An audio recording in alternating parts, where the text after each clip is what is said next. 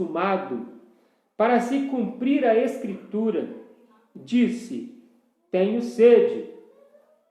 Estava ali um vaso cheio de vinagre. Embeberam de vinagre uma esponja e, fixando-a num caniço de isopo, lá chegaram à boca. Quando, pois, Jesus tomou o vinagre, ele disse: está consumado. E, inclinando a cabeça, rendeu o seu espírito. Amém? Então, essa é a palavra de Deus, que o Senhor nos fale poderosamente ao coração, em nome de Jesus. Vamos lá, irmãos. O de hoje, quero fazer referência a uma frase que todos nós, com toda certeza, já fizemos, já falamos, diante das nossas dificuldades, diante dos nossos desafios. Jesus estava enfrentando um desafio muito grande, ele estava enfrentando a cruz sem ter, de fato, obrigação de fazê-lo. Ele fez por amor. E aí Jesus, então, enfrentando a cruz, ele começa a falar diversos sermões, e o sexto, penúltimo sermão que ele faz, com uma só frase, ele diz: está consumado. Então você percebe que Cristo enfrentou uma dor muito grande. A quinta palavra que ele falou foi: Eloi, Eloi, lama sabachthani, Deus meu, por que me desamparaste? A quarta palavra, a quinta palavra foi: tenho sede. Ou seja, Cristo passou por uma situação muito delicada, muito difícil. Cristo enfrentou a dor. E ele fez essas perguntas, ele fez essas palavras, não sabendo justamente que Deus estava no controle. Mas nós, por vezes, falamos essas coisas sem perceber, sem entender o contexto, sem ter a visão do que Deus quer realizar, de aonde Cristo quer fazer chegar a cada um de nós, nossas famílias, diante das dificuldades que nós passamos. E eu creio que eu já fiz isso, tenho certeza disso, eu tenho certeza também que você já fez isso. No momento difícil da sua vida, você já deve ter falado assim: por que, Senhor? Por quê? Ou talvez você tenha afirmado: será que Deus se importa comigo? Ou talvez você tenha afirmado: de fato o Senhor não quer o meu bem, ou não se importa comigo. Como disse Jesus, uma frase que se tornou célebre, uma frase que se tornou até um ditado: quem nunca fez isso, atire a primeira pedra. Então nós, por vezes, fazemos isso. Mas infelizmente, por causa do nosso pecado, da nossa pequenez, da nossa incredulidade, da nossa carne e da nossa fraqueza, por vezes nós pensamos assim. Mas, meus irmãos, Deus está no controle de tudo. E a prova de que Deus se importa com você, se importa comigo, está aqui na cruz. A prova de que Deus se importa com você está no Natal. Jesus nasceu. Por que Jesus nasceu? Por que Jesus se encarnou? Ele nasceu de uma virgem. Ele veio a este mundo. Não necessitava, ele não precisava disso. Ele não precisava ter saído da sua glória, ele sendo Deus como Pai, sentado no trono. De repente ele se limita a um corpo humano. Ele não precisava disso. Sabe por que ele fez isso? Porque ele se importa com você. Sabe por que Jesus viveu aqui 33 anos nessa terra? Porque ele se importa comigo e com você. Sabe por que Jesus enfrentou as acusações, as injúrias, ele foi torturado? Porque ele se importa conosco. Sabe por que ele foi pregado no madeiro? Sem necessidade, sem ter cometido crime algum. E mesmo que se fosse uma ordenança de Roma, dos judeus, como foi, na verdade ele fez porque ele quis. Ele disse isso, bastava uma só palavra minha, e os anjos do Senhor viriam aqui, ministradores, e me tirariam dessa situação. Eu estou aqui porque eu quero, eu estou aqui porque eu amo, e porque Deus amou o mundo de tal maneira, unigênito, para que todo aquele que nele crê não pereça, mas tenha vida eterna. Então Jesus, ele passou por todo esse sofrimento, e ele foi pregando, e é interessante notar que a cruz ela tem esse significado grandioso para nós, é o maior símbolo cristão, a cruz, um símbolo de derrota para muitos, mas para Cristo, para nós, é o símbolo de vitória, é o símbolo de vitória, está consumado. Os gregos orgulhavam-se de serem capazes de dizer muitas coisas em poucas palavras, dar um mar de assuntos em uma gota de linguagem. Um mar de assuntos em uma gota de linguagem.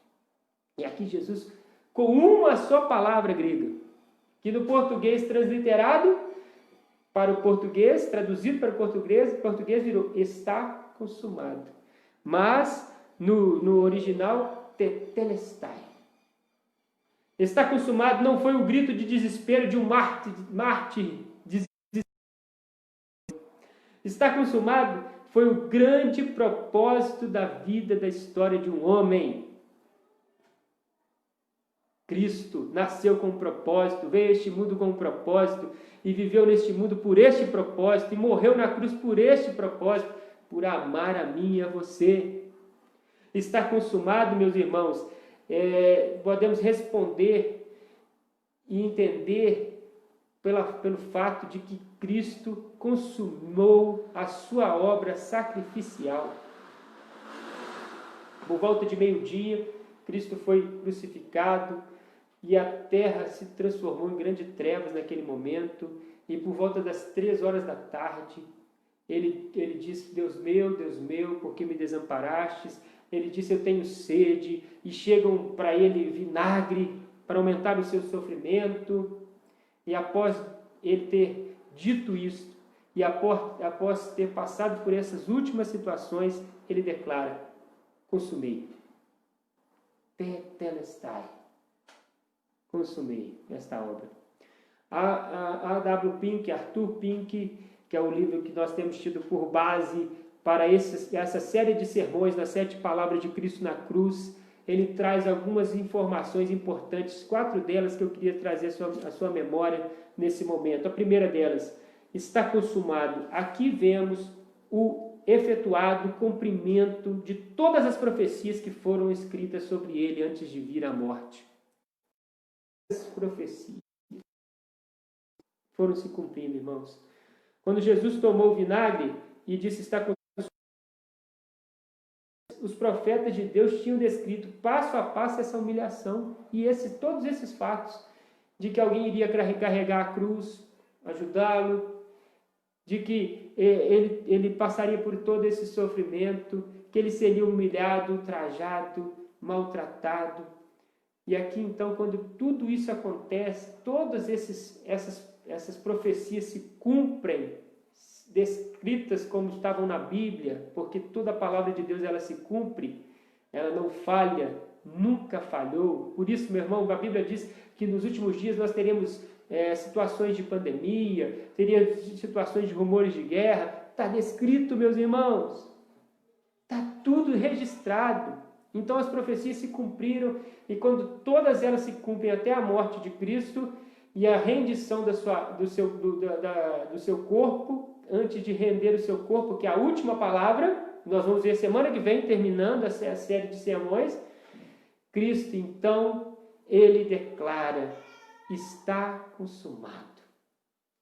Está consumado, querido, também podemos dizer, vemos aqui o término do seu sofrimento. Não porque ele queria que ele estava aqui desesperado para que esse momento chegasse, não, de maneira nenhuma. Essa palavra, a 6ª palavra, meu irmão, ela não está falando relacionado ao sofrimento de Cristo, não, de maneira nenhuma. Cristo está dizendo: eu vim para cumprir a obra e eu cumpri. Eu vim para obedecer a palavra e eu obedeci. Eu vim para servir a Deus, o meu Pai, e eu servi. Eu cumpri cabalmente. Está consumado. Está consumado. A Escritura indica que há uma obra especial, peculiar a uma das pessoas da divindade. Há uma obra de Deus o Pai, há uma obra de Deus o Filho, há uma obra de Deus o Espírito. E essas obras são cumpridas, todas elas. Aqui Cristo cumpre cabalmente a obra da redenção, da propiciação pelos nossos pecados. No tabernáculo antigo, nós tínhamos a tenda, né, e tínhamos o véu, tínhamos a arca da aliança, o propiciatório, que trazia essa ideia. Jesus será a propiciação pelos nossos pecados. Quando Jesus, então, se torna propiciação pelos pecados, ele diz: está consumado. Eu cumpri, eu obedeci o Pai até a morte. E por último, querido, Pink também traz uma informação interessante. Está consumado. Vemos aqui a realização da expiação. Falamos acima de Cristo alcançando a meta da encarnação e da consumação de sua missão na terra, o que foram tal a Escritura claramente revela. O Filho do Homem veio aqui para buscar e salvar o que estava perdido, conforme o evangelista Lucas 19, versículo 10. Ele veio para buscar e salvar. Cristo Jesus entrou no mundo para salvar os pecadores. Deus enviou seu Filho nascido de mulher para redimir os que estavam debaixo da lei, que não poderiam ser salvos, poderiam consumar esta obra maravilhosa por si só, porque nós não somos salvos pelas nossas obras da carne, nós somos salvos pela obra de Deus em Cristo Jesus. Cristo consumou. Os pecadores podiam ser salvos agora. Pelo favor imerecido de Deus, pelo amor de Deus por nós, pela salvação que Deus deu para cada um de nós por meio da cruz de Cristo. Então, meus irmãos, está consumado. É uma palavra de vitória. Podemos achar assim, poxa, mas será que é derrota? Não, vitória. A sexta palavra da cruz que Jesus pregou, o sermão que ele pregou apenas, foi uma palavra de vitória. É a minha vitória, é a sua vitória, é a nossa vitória, que foi conquistada por nós lá na cruz. Na cruz, nós fomos alvos da vitória de Deus, nós somos alvos da graça de Deus, nós somos redimidos. Cristo pagou o preço pelo meu pecado, pelo seu pecado, pelos nossos pecados. Então, a salvação é de graça para nós, sim, para nós, mas para Deus custou a própria vida do seu Filho. Caríssimo, caríssimo, valorize essa salvação, valorize essa obra maravilhosa. Deus te amou de tal maneira que deu seu Filho unigênito. E quando ele morreu por nós, quando ele se rende na cruz, ele disse: está pago. Está pago. O que eu preciso fazer agora, diante de tão grande salvação? Apenas aceitar. Aceitá-la pela fé, tomar posse. É como se você recebesse um presente, alguém te chegasse com um presente para te dar. Vamos imaginar, é algo que caríssimo, uma Ferrari. Que Ferrari? Estou aqui sendo irônico. Que Ferrari? A salvação de Deus não vale nem 100, nem 1000, nem 1 milhão de Ferraris. Ela vale a sua eternidade. Deus te deu esse presente.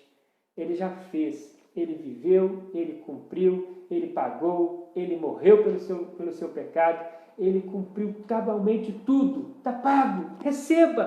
Tome posse dessa salvação. E aí, Paulo aos Romanos vai dizer, no seu capítulo 9, também no capítulo 10, que aquele que com a sua boca confessar a Cristo como seu Senhor e Salvador, crendo no coração, não sendo de boca para fora, mas crendo no coração, está salvo.